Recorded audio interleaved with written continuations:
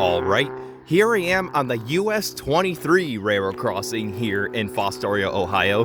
Now this is kind of between Jackson Township and Fostoria, Ohio, but I'm gonna say it's Fostoria, but yeah. And this right here is a rather interesting crossing owned by the CSX Columbus subdivision, and it's kind of been one that I wanted to tour for a while, ever since the last couple of times I've been here. But now since I'm back, me and the boys decided to stop here and check this crossing out, since, you know, it has some pretty interesting elements to it. So maybe we'll catch something here, I'm not sure, or we'll probably just tour this and go. So yeah. But for now, I'll explain the interesting parts as I go on. So I guess with that said, let's go ahead and get onto the tour. So for the first signal, this has a SafeTran base with a taped on base plate. And here's the emergency information in the dot tag, and the dot number is 228798W, and it's a little bent, as you can see, dot tag itself. And for the gate mechanism, this has a SafeTran gate mechanism, early 2000s, I believe, since it has the General Signals gate arms, as you can see. And this features some NEG LED gate lights, no wind guard, as you can see. I believe these are LED.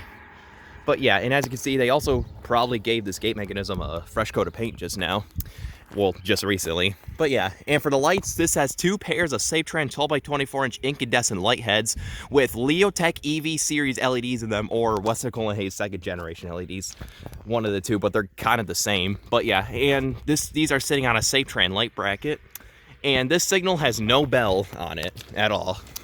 So yeah, and also worth mentioning, as you can see, the angle from the crossing grade to the road is so small that it looks like it's almost running parallel to the road. That's the crazy part with this crossing right here. You can see the crossing boards are made of metal and concrete, which is pretty cool too. And due to this sharp, well not sharp, well it's kind of a sharp angle. Due to this sharp crossing grade angle, what they had to do to cope with that is they put in two middle signals here, which is quite interesting. So I'm gonna go ahead and get over here to the side so I don't get hit. Yeah, that's why it's a little wacky over here at the CSX Columbus Sub crossing, and cars go pretty quick through here, so I'm gonna try to be careful while I do this tour. So I guess with that said, let's go on and continue on with the second signal here. But yeah, right here is the second signal. So this one's just a middle mast signal, not similar to the first. This has a SafeTran base, early 70s, I think. Around the 70s era, since it has the Louisville, Kentucky logo. And this has no dot tag on it, but there is a mounting point on where a dot tag used to be though. But yeah, and for the lights on this one, this has two pairs of Western Colin Hayes 12x24-inch second generation LEDs sitting on a SafeTran light bracket. And there is also no bell on the signal, but here's the crossbuck, and it's a pretty faded crossbuck. So yeah, the crossbuck's pretty faded on this one, but oh well. You know, and I think I see some lights down there. I don't know, maybe. So yeah, let me go ahead and cross the road and get onto this next mast signal right here. So for this one has another SafeTran base, but this one's like a refurbished one. And once again, this has no emergency information on it. But, and for the lights, this has two more pairs of Western Colin Hayes 12x24-inch second generation LEDs sitting on a Western Colin Hayes light bracket. Now these lights have the flat back light heads. Oh, sorry about that. So anyways, as I was saying, these have the flat back light heads, while the other mast signal had the rounded back flat head light heads. But yeah, I'm at the rounded back light heads, while these have the flat back light heads. And for the bell on this one, this has an NEG electronic bell. And once again, as you can see, the crossbuck faces towards the front, and it's pretty faded. And for some reason, that crossing pole look over there looks like you can mount some side lights on it, which is interesting. Now this crossbuck faces towards the left side, even though it's on the right side, and this one is vice versa. Quite weird if you ask me. So yeah, let's go. So with that said, let's go ahead and move on to the final signal, which is all the way over there. So I'll be right back. But before I move on, here's the relay case. I want to show this early because it's quite the interesting one. It's interestingly shaped with all the rust and whatnot. You can see like a little port right there, and also where it says Longo State Route 23. Yeah, since this is a US 23. And what is under this vent? Must be like a little air vent, but you can see the lock on the back, State Route 23, and just paint. So yeah, that's the relay case for you. Now let's go ahead and go on to the next signal, or final signal. You can see the hooks on where they carry these crossing boards, man.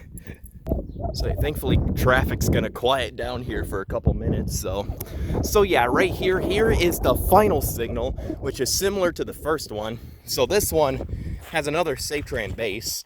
And here's the emergency information once again on this signal, finally. And for the gate mechanism, this has a SafeTran, excuse me. This has a SafeTran gate mechanism early to mid 90s, I believe. This is like the same one that's in Richfield Road in Flint. And this one features some Rico LED gate lights, but once again, no wind guard.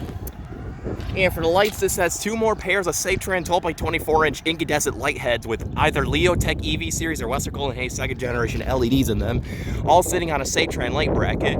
And this signal has no bell on it, so that means that any GE bell on that mass signal over there is the only bell that this crossing holds. Quite weird. So yeah, that right there is all the equipment to be shown here at Fostoria Road or US 23. I already shown the relay case. So yeah, I guess with that said, let's go ahead and take a look at the track view. Down there is heading south towards another crossing, as you can see. I forgot what road name this was. I think this was like Little Street, I forgot. But as you can see, there's another crossing down there, and there's a whistle post right there. And you can see a big signal gantry, because this right here, as you keep on going south, this will take you to the Fostoria, Ohio Iron Triangle Rail Park. Quite neat, quite the neat scenery. And down there is heading north towards a crossbuck crossing, as you can see, right next to it too, and a couple of approach color light signals. I mean, there isn't much down there, but it's quite neat to see, you know, the long straightaways of the Columbus Sub, other than just a bunch of sections of it. But so yeah, I guess with all that said, for now right here, this was the Fostoria Road / US 23 railroad crossing here in Fostoria, Ohio. Fostoria / Jackson Township is kind of in the middle, but I'd say it's mostly in Fosty, since it goes to Fosty pretty close. So yeah, I guess with all that said, with this interesting stuff here in this crossing, over and out. 7 minutes.